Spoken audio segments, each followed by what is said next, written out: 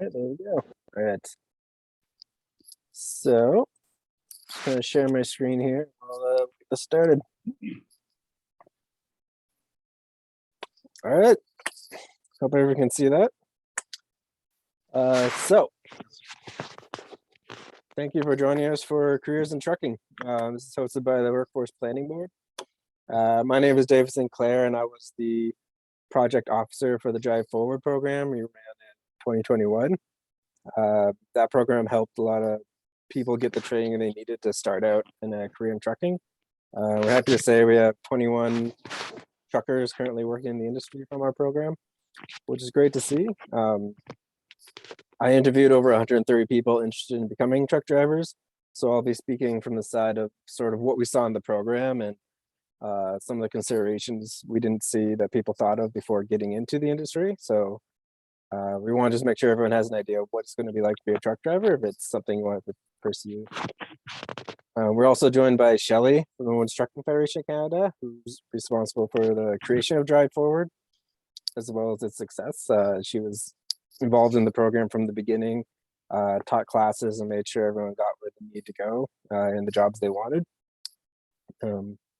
Shelley also has 30 years of experience in the industry. I hope that's right. You can correct me if I'm wrong, Shelley. So she knows the industry inside and out.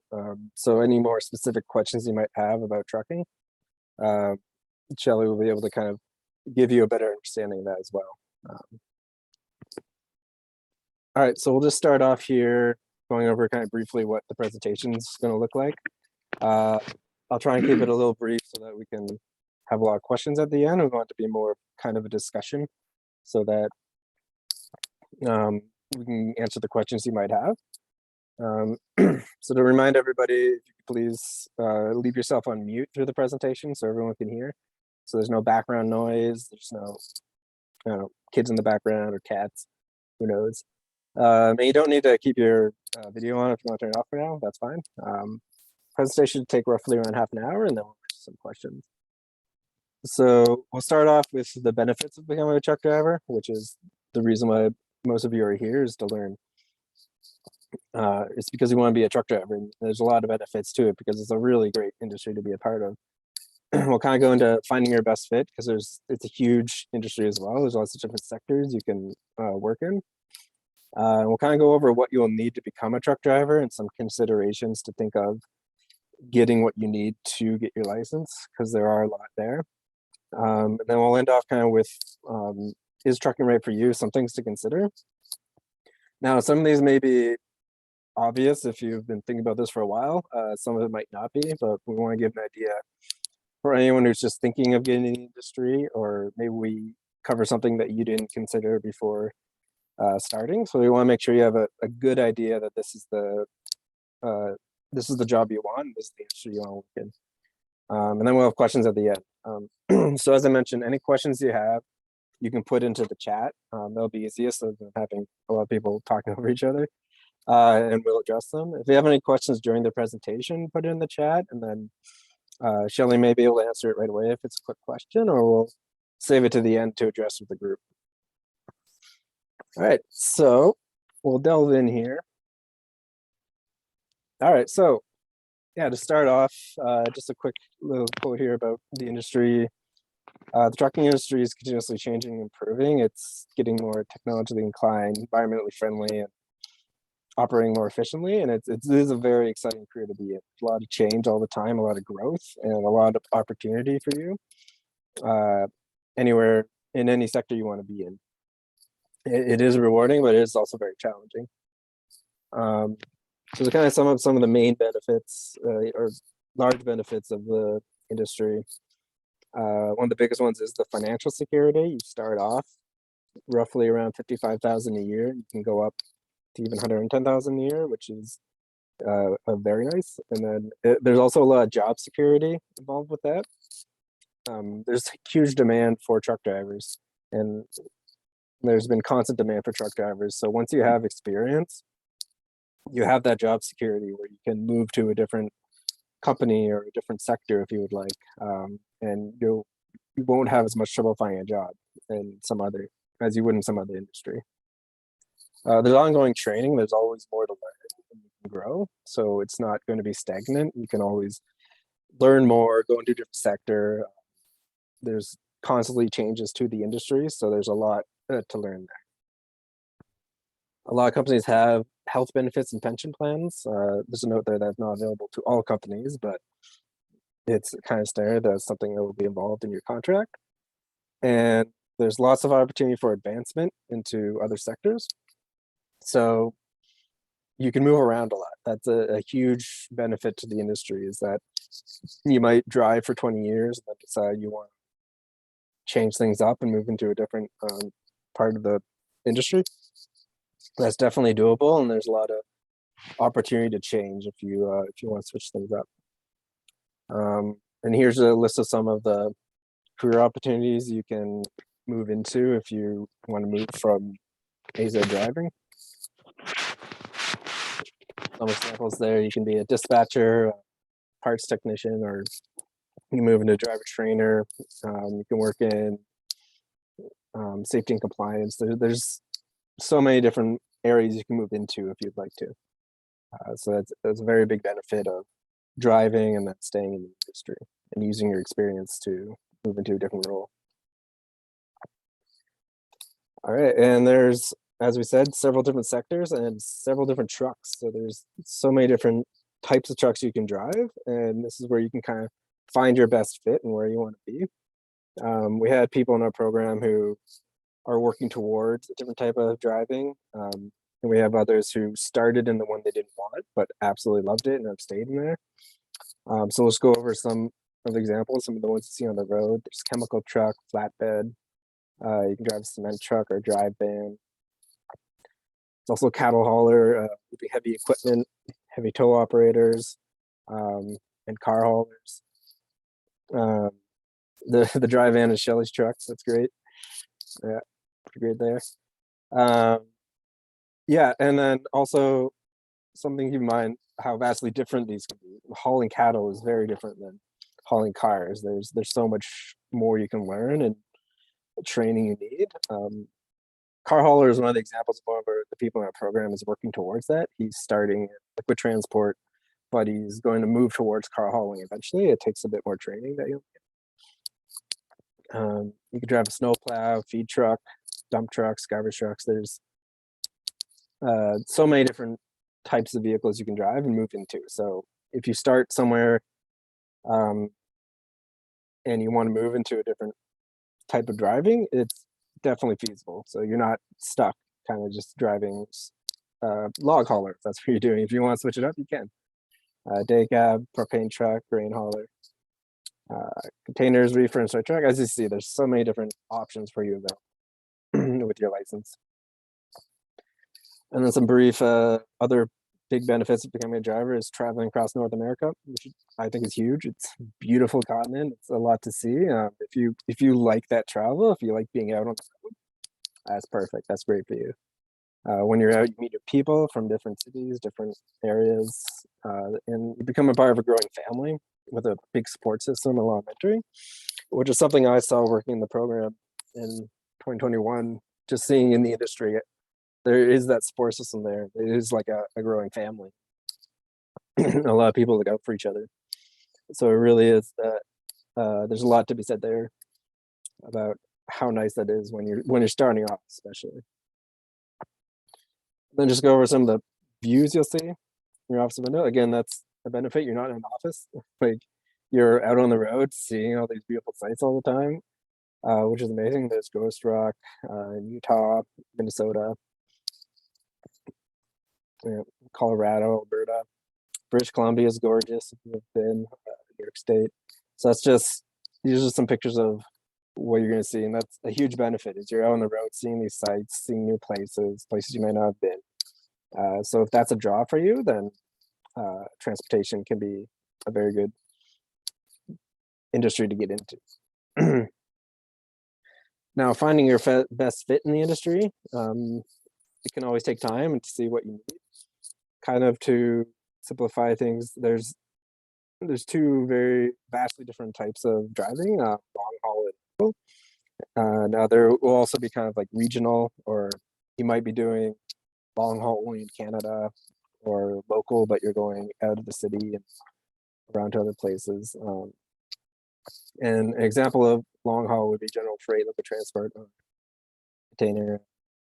Most jobs are in long haul, so if you're starting out, this is probably where you're going to be, because a lot of the jobs are in long haul, especially cross border. And that's also something really important to consider if you have the ability to cross into America. If you don't have the ability to cross into America, then your options will be much more limited, especially when you start out. So it's highly advisable that you either get your Canadian passport, or if you're a permanent resident, if you're able to get a visa to get into the States, and you should start that right away. One thing to note, we did have some people in a program who were permanent residences who tried to get their B1, B2 visa, but it was delayed by 1 year's time. So at least right now, it's very difficult to get your visa quickly. So it's really something to consider before you get in. You can still find local jobs starting out, but it's going to be a lot easier getting a long haul cross-border position. And these are the jobs where you're going to be away from home for long periods of time. You'll be going across the continent, seeing all the sights, but you will be away from home. So you're going to be in your truck, you're going to be out for days at a time. And local is very different. You're going to be home a lot more often. There's going to be a more fixed schedule for you. And there's going to be a lot more city driving. So it's going to be more technical because, like, for example, if you're driving a garbage truck, you're driving around the city, picking things up. So if you're worried about the technical side of things and always doing city driving, local might be a little difficult. But in most cases, you're home, sleeping in your own bed at night. You're not out for days at a time. So if you have a family life and a lot of people you need to be at home with, you should consider doing a local position. As I said, you can start out in a local position, but a lot of the jobs are in long haul, especially cross border. And we want to talk a little bit about manual and automatic transmission vehicles. If you want to drive anything with heavy loads, so that'd be like cement trucks or heavy equipment, it will require manual transmission to support those loads. And learning on manual just opens a lot of doors for job opportunities. If you're getting your training, I suggest that you also learn on manual because you just have those doors open for you. As of last I checked, is as of July 2022, if you don't do your test on a manual transmission, your license is restricted and you're not allowed to drive manual transmission vehicles until you do the test again on a manual. But it is suggested that you do the training. You don't learn overnight. It takes time to learn manual, but we highly suggest that that you consider that. It's also very different. We had a lot of people come into the program who have manual cars and thought it would be absolutely no problem, but it's a double clutch system that's very different than driving a manual car. So it's if you drive a manual car, it's going to be different. You'll have a better understanding of manual trucks, but you're going to have a lot to learn as well. All right, and just some points about starting out that we saw in the program as well. It's hard for a lot of companies to add new drivers to their insurance, which makes it difficult getting your first job. And that's something I ran into a few times. We have, in the resources list I sent you, we have a list of companies that we're connected to the program, talk to, and are able to take on new drivers. But it is something that is going to be hard starting out. And something to remember, this is true in any industry. Your first job won't be your dream job, but especially in trucking, after the year or two of experience you get, it goes a long way. It'll help immensely. The demand is still there for truck drivers, but if you have that experience, then it's a lot easier for companies to take you onto insurance. So yeah, it might not be your dream job you start out at, but get your experience, and then it's a driver's market, essentially. You can move around to where you want to be.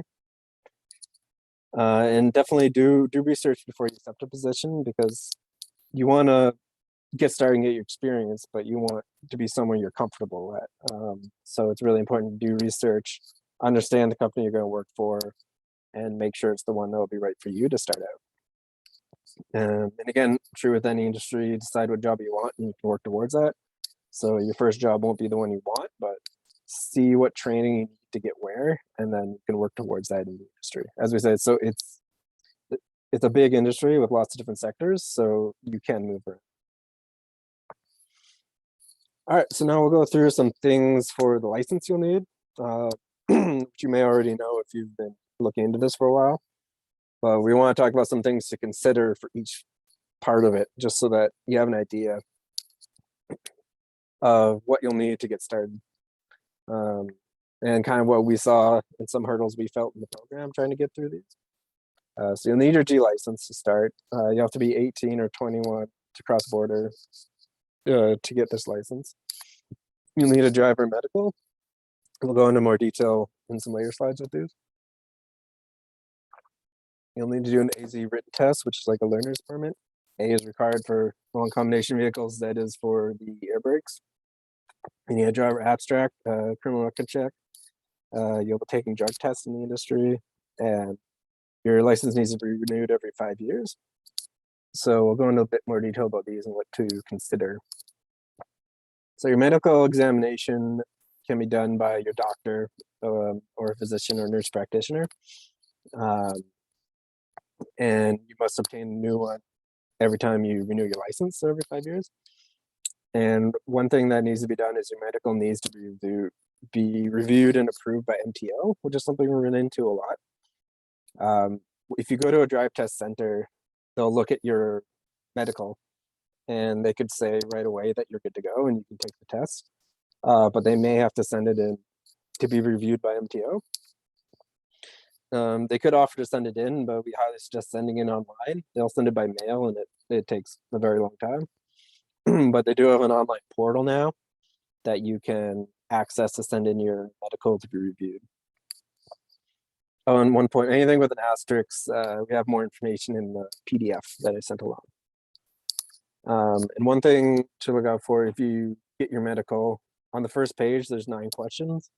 And then if anything between 2 to 9 is answered yes, your medical will most likely need to be reviewed. If they're all no, there still might be another reason why it needs to be reviewed, be it some medication you're taking or if you're diabetic. So it's really important, and we suggest that you get your medical reviewed right away because it could be a long process as soon as you get it. And also get a scan of your medical right away once you get it, because it might get taken away at some point and you'll need the original. So getting a scanned copy is very important. That's included in the resources as well. And then just some considerations about your medical and some things you might run into. We found in our program some medications, such as the antidepressants, will cause issues with crossing the border, and that could complicate things if you're trying to do cross-border travel. If there's any conditions you have that may affect your driving, such as being prone to seizures, they won't get approved by MTO most likely. That's something to consider as well. And then there's also much stronger considerations for diabetics. You'll have to get your medical reviewed more frequently and updated, and especially for insulin-dependent diabetics. If you're insulin-dependent, you would have a code W on your license, which wouldn't allow you to drive commercially. But recently, there's been some changes where you could have that removed. And also, if you're insulin-dependent, you'll need additional diabetes assessment filled out before approval by MTO. So there is a lot more of a process if you are insulin dependent on diabetes. If it's under control, it won't be as many issues, but there's resources in the resource list that explains this in a little more depth about what to consider if you're diabetic and you want to be a truck driver. All right, and then talking about the knowledge test, as I said, it's kind of like a learner's permit, like you do one, and it can be taken at any drive test center. One thing to note, you will need to bring your medical to the drive test center before you can take your test. We had some people in our program go to drive tests, and then they didn't bring the medical, so they weren't allowed to take the test. So just remember you need it when you go to take your test. Now the cost here, they have a package for the knowledge test, the A knowledge test, the Z knowledge test, and the road test all together, which is 122.75. If you fail any of these, you can take a retest anytime, even the same day. You can just go in. We did have one person who took 9 tests in a row because he kept failing. We suggest you take time, go home, study, and then retake it when you're ready. Don't feel like you have to take it right away, right again. Just take a step back, look over, review the material again, and then go for your retest. We have resources in the list as well about study material. We found a lot of people failed the Z endorsement. That's the more difficult one. There's a lot more to know. The A knowledge test is a lot more about road rules and road signs. Each is 20 questions, I believe, 20 for the A, I believe 10 road sign questions and 20 for the Z endorsement. You'll also have your road test paid for with this. So after you get your training, you don't have to pay for your first test. You will need a truck. Most training schools offer you your truck for the test for your first and sometimes second test, but you have to rent the truck after on an hourly rate. But that first test is paid for, that $99. And if you fail your road test, you just have to pay that $99 again and have a truck to take the test.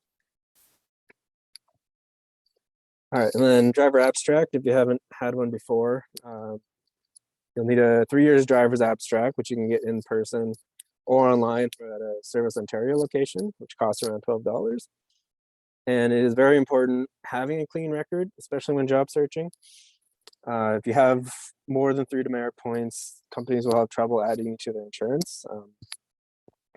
If you do have speeding tickets and minor infractions, it doesn't mean you're not going to be able to drive, but that will be looked at anytime you're applying to a country or a company. And any bigger infractions like DUI is a lot more problematic.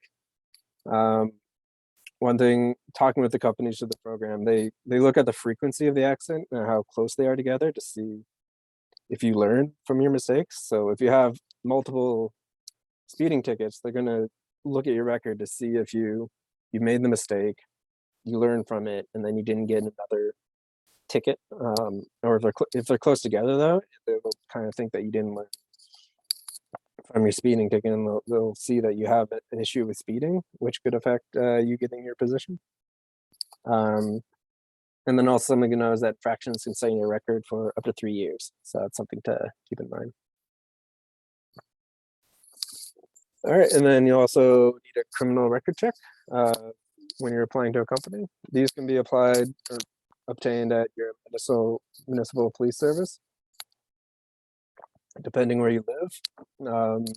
In the resources, we included the one for Waterloo, but if you're in a different city, you can look up your municipal police force and get one there. There's also companies that can obtain these for you. So if you find a company that can do it for you, that's also viable, and it costs around $40. If you do have a criminal record, it'll limit who you can work for, especially the main thing to consider here is anything that will prevent you from crossing the border. And just some examples here are assault, theft, burglary, drug trafficking, human trafficking offenses. These make it so you can't cross the border, which can be difficult for getting a job. As we said, a lot of the jobs are in cross-border travel. So this is something you can consider if you have any of these things on your record. Getting into the industry will be a lot more difficult. All right, and then drug tests. You'll have a drug test when you start out at a company, and then throughout the industry, you'll have one as well. The urine test is standard in the industry. It'll be done through that during the hiring process, and as I said, throughout the industry, continuing forward. Commercial vehicles also have a zero tolerance policy for drugs and alcohol. There's more information in the PDF. And we had this question a lot. It does include any form of cannabis, so there's no tolerance for it. It's something you really need to consider as well. If you are a marijuana user and you want to become a truck driver, it's going to be a lifestyle change. You're going to have to give that up to pursue this career path. because it is an ongoing thing. You will be tested, and there is zero tolerance for it being in your system.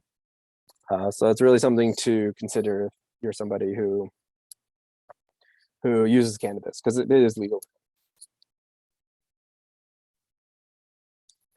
All right, so now we'll go into some things to consider. Again, some of this might be obvious, but we just want to give everybody an idea from what we saw that some people didn't consider when applying to our program. It's very different. It's not just another job. We had a lot of people apply to the program who kind of just need a job, and they thought, oh yeah, it's I was getting into it. I used to do whatever, and this will be just fine. You really have to know that there's so many different parts to it. It's a different lifestyle. The hours are going to be vastly different than any other job you might have. It is great for that lone wolf personality. So if you prefer being alone, you're out on the road. You don't have a manager over your shoulder.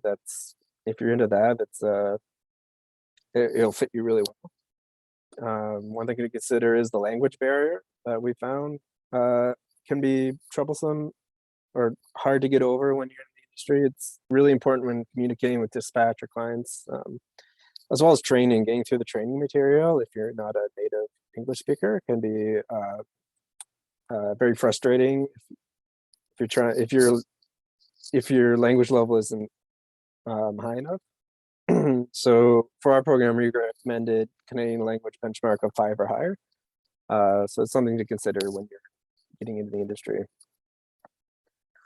So as I mentioned about the work hours, they're very different. It's not a 9-to-5 job, and it never will be. You can have long work days of up to 10 to 12 hours in some cases. They're going to be early starts, late finishes. We have some people in our program starting at 3:30 in the morning, 4 in the morning. And you're going to be out on the road for long periods of time. We've seen some companies say 15 days. Some just do 3-day runs, but you're going to be away from home for long periods of time. And you'll be working on weekends as well. So it is difficult to schedule around. Not impossible. You can schedule around it for sure. But if you're someone who really likes that structure of a Monday to Friday, it's not going to be like that in the industry. And one thing we ran into a lot, besides a lot of people had the impression that there's no physical labor involved with the job, that you're just sitting and driving, which is definitely not the case. There's going to be physical labor in pretty much any job you have, and most companies require you to lift up to 50 pounds.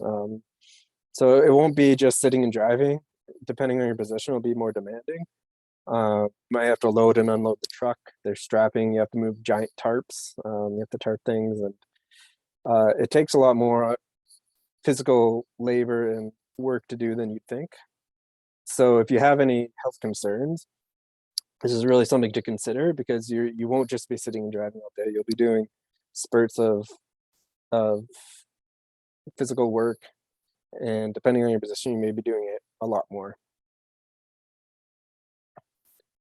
All right, as I mentioned about personal life, so you're gonna be away from home for long periods of time without a fixed schedule, which can really impact your family life. So it's important to discuss this career choice with your family.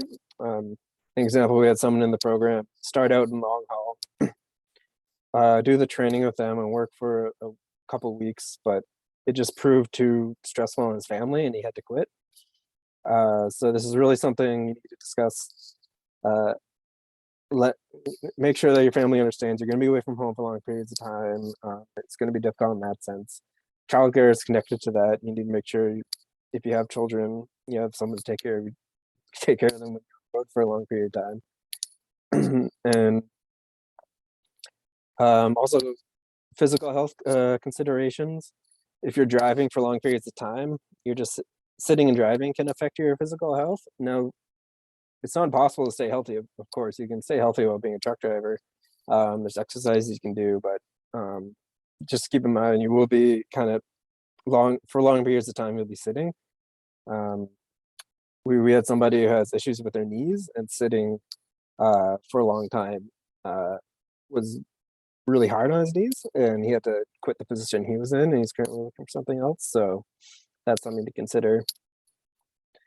And eating healthy on the road, also isn't impossible, but it's going to be difficult, especially when you're cross border. You can't bring all the food you want with you, and I mean, you could go to a grocery store and buy a healthy meal with that, but you're driving all day. If you think about it, you're driving all day.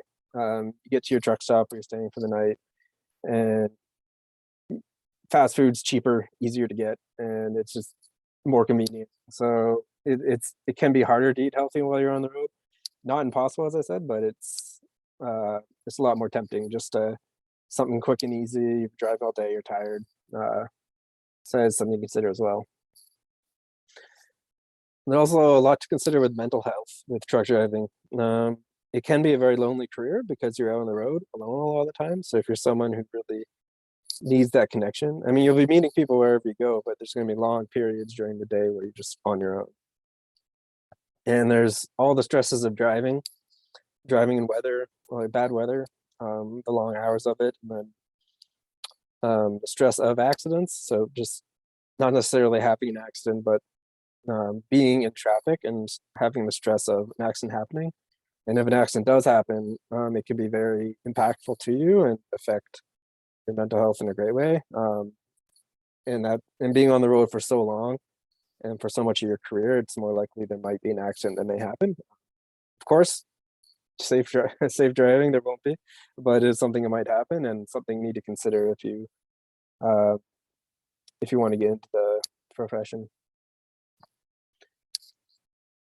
And one thing also to consider is the training is a commitment. It's a big commitment and a big cost.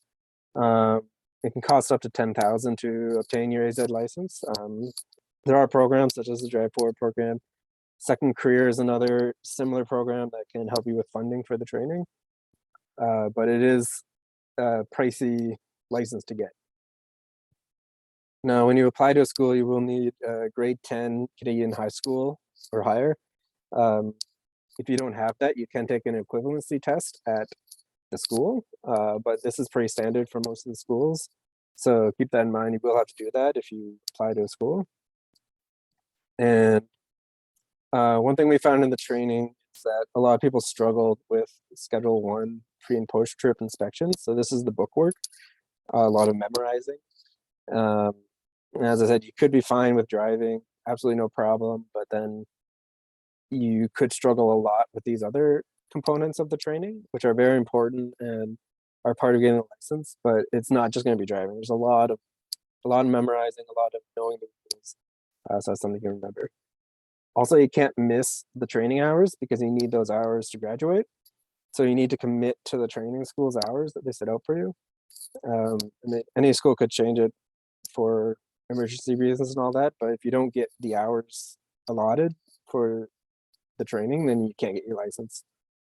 So you need to, if you decide to go into training, you need to commit to the weeks of training, to the work to be done, and be ready to complete it in the time needed. All right, and the last one I have here, which is again a very obvious one, but just something to consider, is being comfortable driving the truck, because they're big vehicles. Backing, we found, is one of the most difficult aspects. A lot of people failed they did perfect on their tests, but they timed out. They time you for backing in your test.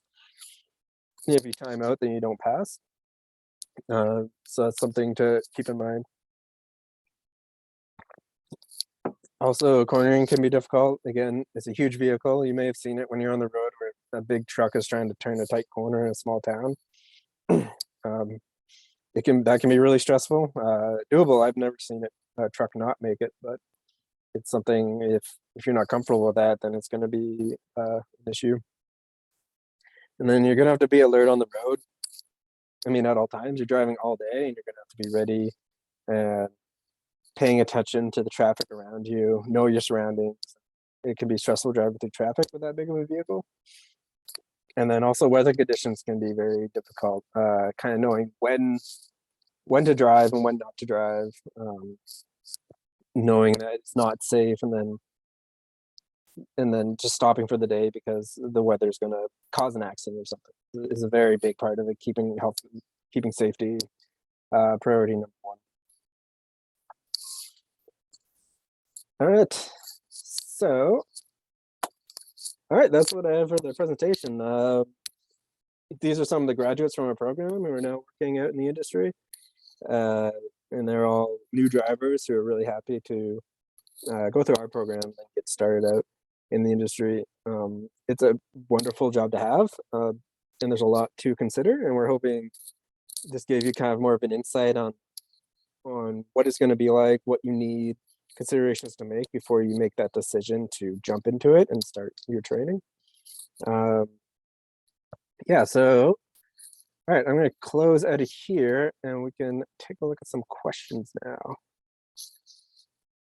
All right, so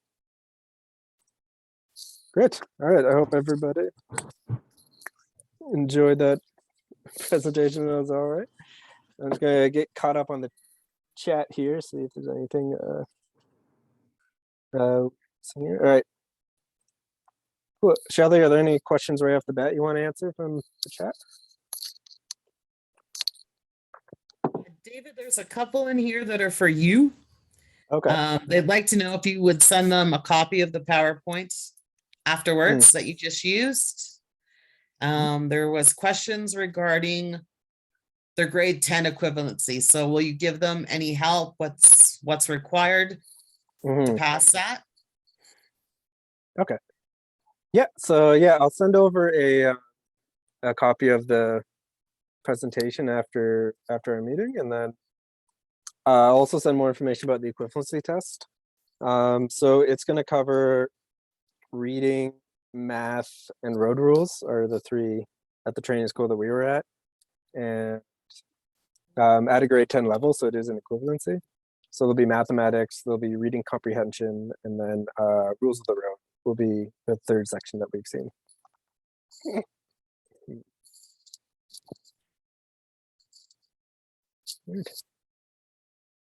I think Sean's got, I see Sean's hand is up.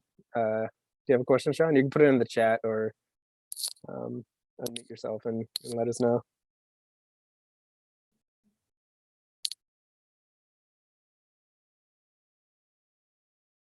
Is your program based on 4-week Monday through Friday, 8 hours a day? Okay, so our the Drive Forward program is a 14-week program, which does Monday through Friday. It involves different parts. So there's 2 weeks of pre-training, pre-employability training with Shelly that we did, and that was it wasn't 8 hours a day, but then once you go into the truck training, we had 6 weeks of truck training, which would be 8 hours a day. Again, if anyone's here about the Drive Forward program, we don't know if it will be continuing this year yet. But if you've contacted me and asked to be put on the wait list, then we'll put you on, we've given you the next steps, and then we will put you on the wait list for when we get approval for it to continue.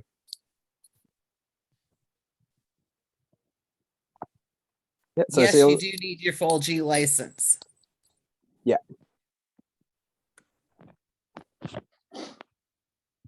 Yeah, I see a lot of questions about the program. Right now, we're aiming towards an April start date for recruitment for the program if it continues. Again, we don't know if it is continuing yet, so it is on hold. And if you are on the wait list, you'll be contacted right away once we know that it will be continuing.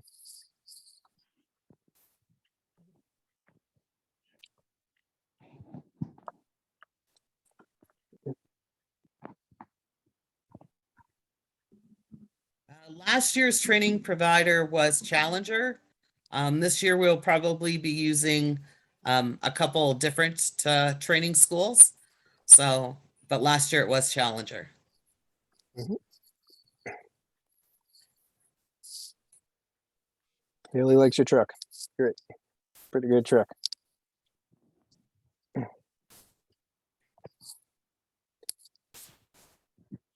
Hey, Ramesh, I see you have your hand up. You can either type your question in the chat or unmute yourself if you want to ask one.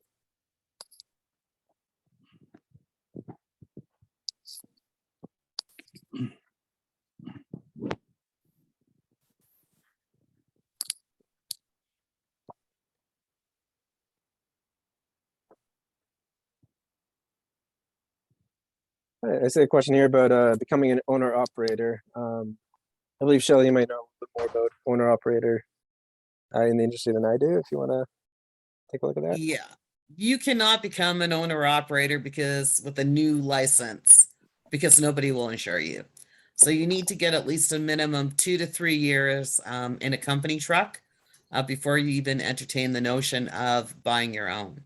Right now, the price of trucks start at about $180,000 and go up. You're looking at anywhere from $3,700 to $4,600 a month in payments. You need to have a good cash flow system, business setup. You need to have money in the bank. You need to have a Visa card with a good limit for repairs and breakdowns. Becoming an owner operator is a very big deal. And you need to have a lot of business sense. I don't recommend anybody lease a truck from a company. You'll hear drivers, we refer to that as the never, never program. That means you're never going to own it and you're always going to be paying for it. And you're never going to have the ability for home time in a lease truck. What kind of funding is available for the training, David? Yeah, so our program was one of the funding that was available for last year. As we said, we hope it continues next year. The program that's probably most similar to ours would be Second Career. If you haven't looked into that yet, it does have a lot more involved with applying. For example, you need to have been laid off to apply for that program, but it provides funding as well. As I say, it's the one that's most similar to the one that we ran last year. And then Ramesh, I'll kind of go down and see how many I can answer real quick. How much you have to pay to join our program? So you don't have to pay to join our program. We cover the cost of the training as well as all the things you need, such as the abstract, the AZ test, and everything as well. We can also help you getting to the training facility if you need help with that as well. So there's no cost to you for the Drive Forward program if it continues on to next year. Yeah, can we have a copy of PowerPoint for sure? And the program, as I said, we'd be opening recruitment around April 4th. Is it lonely when you're driving? How to make more friends, connections behind the wheel. It can be lonely at times. A lot of drivers download podcasts that they listen to. A lot have like a Sirius XM radio to kill time. There's quite a few trucker Facebook groups that are for truck drivers only. The Women's Trucking Federation of Canada, we have a mentors group. There's over 360 people in there where you can ask any question basically day or night, and you will have a driver or somebody from safety or a commercial vehicle inspector. There is somebody there that'll be able to help answer your question and try to get you some help. You'll meet up with drivers at the company that you work with. So it really pays to be friendly. Don't be afraid to ask a question. We like to say there's no such thing as a stupid question, just a dumb driver. Right? So ask, right? You're going to constantly learn in this industry. And you're also going to hear from drivers say, you know, the day you think you know it all, it's the day you need to hang up your keys, because we always learn something new in this industry. It's constantly changing. Rules and regulations are constantly changing. Health concerns. Some of the health concerns are cholesterol, high blood pressure, diabetes, blood clots. All of these are preventable, right? So it pays to stop about every 3 hours or so. You know, stop at a rest area, a truck stop, walk in, go to the washroom. If you don't have to use the washroom, just get out, walk around a few times, because sitting in the same position all the time will cause blood clots, and it's also bad on your lower back. Eating healthy on the road. A lot of drivers prepare so many frozen meals at home. They bring them in their truck. Most of the trucks today have little mini fridges that have a small freezer compartment. I know in my truck, I can put 8 frozen meals in there. I cook them up and I'll put them in like a vacuum seal bag. I have a microwave, I have a coffee maker, I have a toaster, I have a crock pot, I have an electric frying pan. So there's very many ways that you can still eat on the road and be healthy. And part of what we do with this program is we bring people in to teach you what's healthy food options. What are alternatives? So you're out on the road, you've run out of food. You don't want to stop at a Walmart or a Target or a Mayor's grocery store to grab some groceries. So you're going to be home in a day or so that you'll learn the healthy menu options available at the truck stops. Down in the US, it is expensive to buy food down there. And that is basically because of the exchange rate on the dollar right now. And let's face it, the truck stops are a business. They know you can't fit in anywhere else, so they charge you more. Right? You're going to pay $1 to get one apple. Right? A little cup of grapes is going to cost you $7. It's just how they take advantage of us while we're out on the road. Building your business from a truck driver. There's a lot of tax advantages to being just a company driver. I highly recommend that you find a tax specialist that specializes in transportation. There are quite a few of them, especially in Waterloo region, and they will maximize your income tax return. There's a meal allowance, there's safety boot allowance, there's a cell phone allowance, which all in turn is more money in your pocket come tax time. When it comes time and you feel that you got that 2 or 3 years in, you want to start your own company, there's people that can help you with that. And I highly suggest that you reach out to them. Don't listen to buddy that's at the company you're at because he has one. It doesn't always work the same for everybody. Drivers that have an older truck have been doing it a long time. They have more experience, right? So, and I can tell you that a few of my friends were owner operators. They have now stopped doing that. They've gone into a company truck, and they say they are making more money now in that company truck than they are as an owner operator. And between the high cost of trucks right now, fuel is through the roof. And these are all expenses that you will have to pay. And the trucking company you're working for doesn't care if you don't have the money to make your truck payment this month. They don't care if you don't have the money to pay your fuel bill this month. That's your problem, right? So start off in a company truck and get that experience in.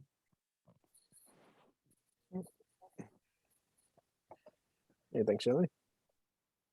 All right, so if you're here yet again, training, hoping for April 4th. Yeah, newcomers can join our program as well, but as I mentioned before, being able to cross into America is a big part of getting a job because a lot of jobs are cross-border. So if you are a newcomer to Canada, it's something that'll have to be considered before you join the program. Will you be able to find a job locally? Will you be able to start work if you can't cross-border with long haul? Hi, David. I have a question. Hmm? Yeah, so if you are a newcomer refugee without proof of your educational documents and you are interested, so what are the steps to follow in that case? Sorry, a refugee for joining the program? Or? Yeah, you landed as a refugee, and when they're coming as refugees, usually they don't have their proof of educational documents with them, and they are, let's suppose they are grade 10 or grade 12 from their country, but they have no supporting documents with them, and they want to choose this as a career. So what will be the steps to follow in that case? Okay, I yeah. know the first thing is like they have to give you proof of their language. And for that case, they have to go to the language assessment centers and get that proof. But what are the next steps after that? Yeah, so if you don't have documentation for your education, proof of education, there's that equivalency test that the school you'll do when you're at the school before you start your training. I'll send more information along with that, along with the slides. As I said, there are usually three sections to that test, which would be reading comprehension, mathematics, and then road rules as well. So it's not it's not like if you don't have the grade 10 Canadian certificate, you can't start in the industry. You'll just have to take an equivalency test. Okay, thank you. If you took the equivalency test and if you could not make it, are there any skills upgrading programs available where they can just upgrade their level and retake the test? Yeah, for sure. We have a program that's connected to our program as well. Sorry, that deals with essential skills. We have a local one that I'll include in my follow-up as well. Thank you so much. Yeah, that helps with upgrading the skills. Thanks. Yeah. And the last question is funding available for newcomer refugees. So they are not eligible for second career because they're just landing. So is there any funding for them for this program? Yeah, I'm trying to, like, if they're not applicable for a second career, there are other programs that might be out there that could help them out. Our program is one that could if it starts up again. And then they'd have to apply and then be able to meet the minimum requirements and then go through the application process for a program. So it is possible if our program continues, they definitely can apply if they meet the minimum requirements. Awesome. Thank you so much. If you hold a truck license from another country, if it was not transferable to a truck license when you moved here to Ontario, you have to take the whole program. So you have to do mandatory entry-level training. You have to train on trucks here and go for the road test again. Thanks.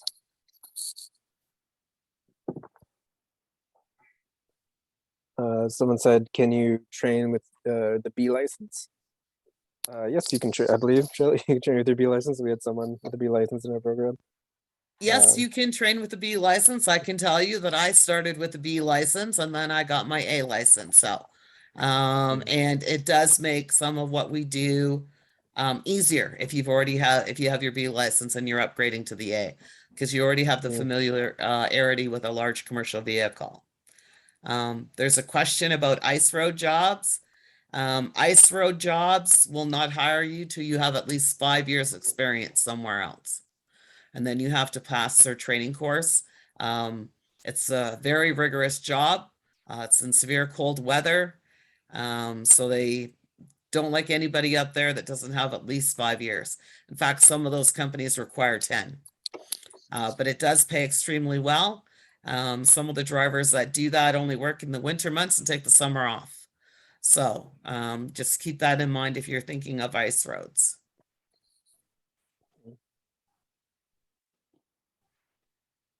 You get paid for the hours you drive. Okay, trucking companies, if you work locally, it's normally paid by the hour. So whatever set rate the company hired you for. The long haul companies pay by the mile. There are some companies that are paying salary, but those are few and far between. So basically you'll hear drivers say, if my wheels ain't turning, they ain't earning.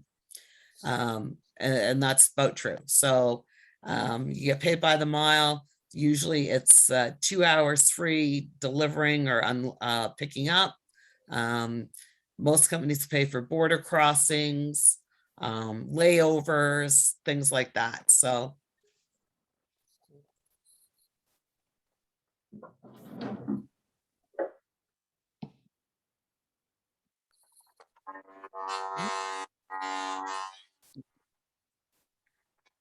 I have never had a hard time getting approved for a mortgage because I'm a truck driver.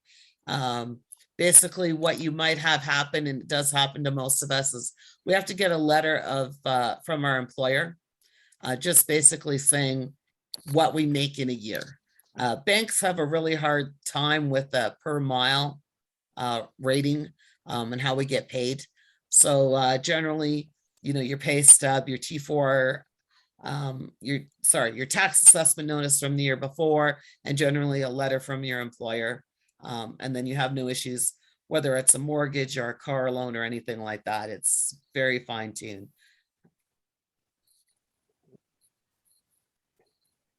And yes, men can join our organization too. Actually, 30% of our members are men that are very supportive of women in the industry.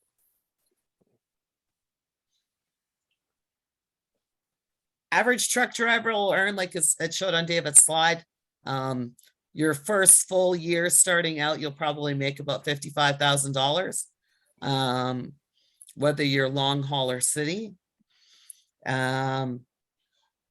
It just depends on where you go. You will gradually increase that with the more experience that you get. If you end up deciding to specialize in an area, that increases as well. Car haulers, chemical tanks, oversized loads, heavy haul, they all pay a lot more, but you need experience first. Otherwise, it's not even an option. They don't hire any drivers. It's too risky. And Reham was asking about getting a copy of the recording. So we will be putting a copy of the recording up onto the website, our website. So I'll include that in a link with the follow-up stuff I'll be sending this afternoon. Well, there's another question for you, David. Mhm. Can you cross border if you're a permanent resident? No, if you're a permanent resident, well, if you get their BZ license, you can cross the border. But as I said, we had people apply for their B1, B2 license, and they're delayed a year before even needing to start the process. So you'll need your Canadian passport to cross the border. If you're a permanent resident, depending on the situation for getting your B1, B2 visa, you might not be able to cross the border either. So something to really consider before you go into the industry, as cross-border jobs it's where all the jobs are. Insight on team driving. I drove team for 18 years. It's not for everybody. You have to have a lot of trust in the person that you're with, because you're asleep while they're driving. So skill set's important. Teams are run hard. They are expected to run basically 24 hours a day. You have the time to stop and fuel, but basically that's about it. When you switch over, usually one's driving and you're eating your dinner or breakfast while the truck's rolling down the road. But that's just the life of a team driver. So sometimes you do have time to actually stop, but that's not always the case. Team drivers are used a lot for freight and things going, especially into California and areas like that, just-in-time freight, produce, pharmaceuticals. But like I said, team driving isn't for everyone.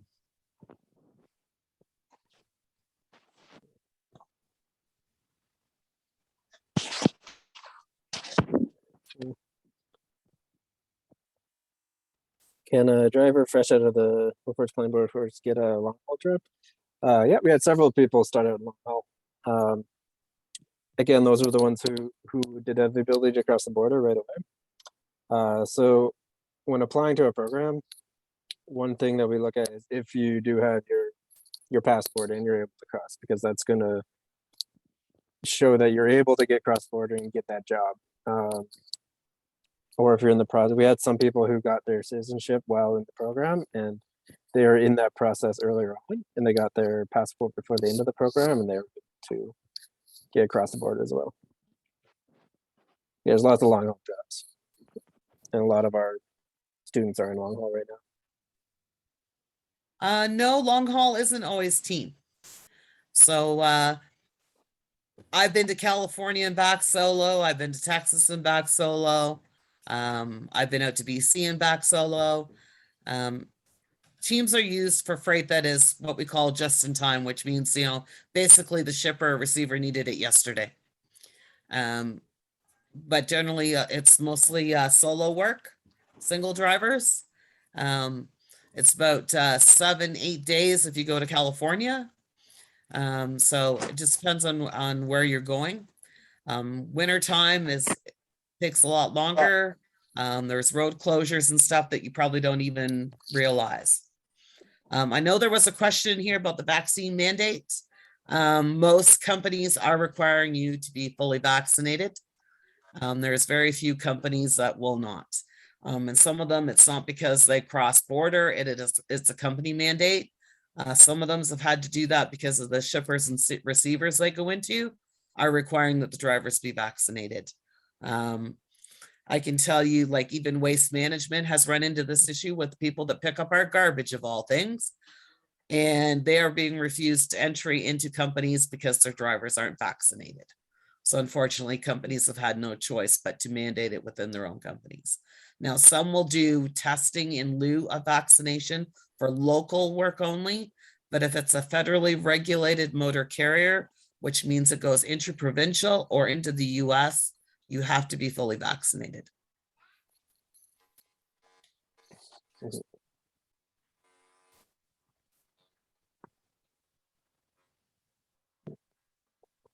James asked about a training school that only charges $4,000 for tuition for the license. I'm not sure there are any schools that do charge that much, really. I don't know if you have more insight on that.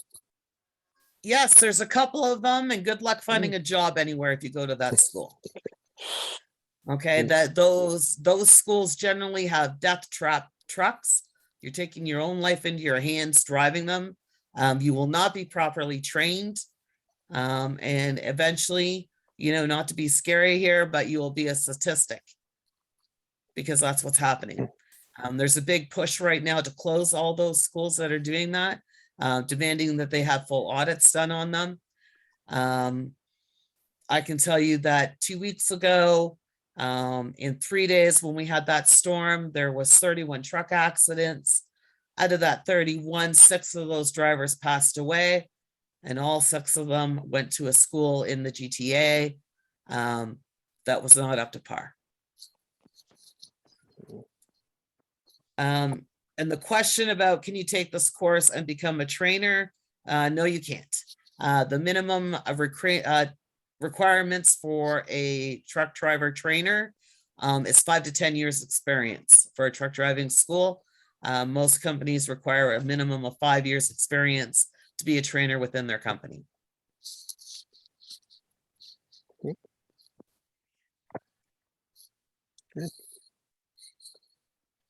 Oh, driverless trucks are a way, way long time off.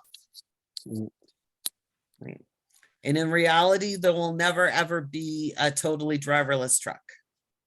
Somebody's got to open and close the doors. Yeah. Somebody's got to put fuel in. There may be less work for us to do, but totally driverless at this point. No, they're doing testing phases in different places, but usually it's like open roads, like out west, just open highways. But then a driver does take over when it's in the city, coming in and off ramps. Technology's come a long way, but we're just not there yet for that.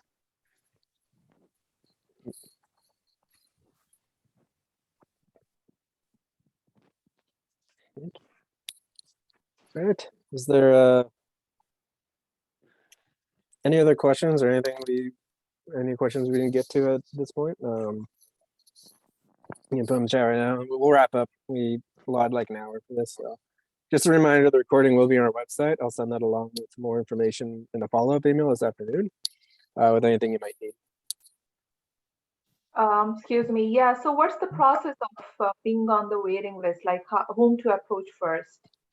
Yeah, you talk. If anyone wants to go on the waiting list, talk to me. I'll send you a list of the basic eligibility for the program, and then if you meet that requirement, then I'll put you on the wait list. And then once we hear about the funding for the program coming through, then we'll contact everybody for the next steps. Thank you.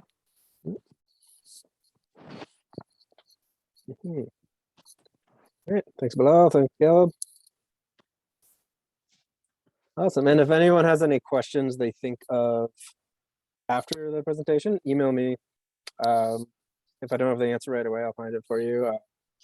Let me know what you're looking for, and then hopefully we'll have some good news about our program coming forward. And we really hope that this was beneficial for you learning more about the industry as you decide to move into it in Canada.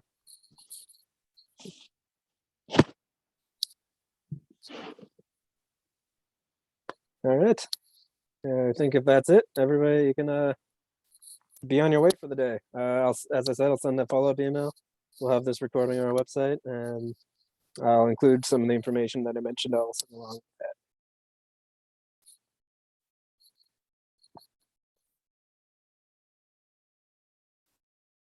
All right. Thank you very much, Shelley, for coming in and talking. It's great seeing your perspective from working in the industry. Thank you. So you're gonna mute Shelley? Always a pleasure being here with you, David. So So I was right about the 30 years is your experience, or yep, just over Okay. 30 years. got it? So you're bang on. Hang on. All right.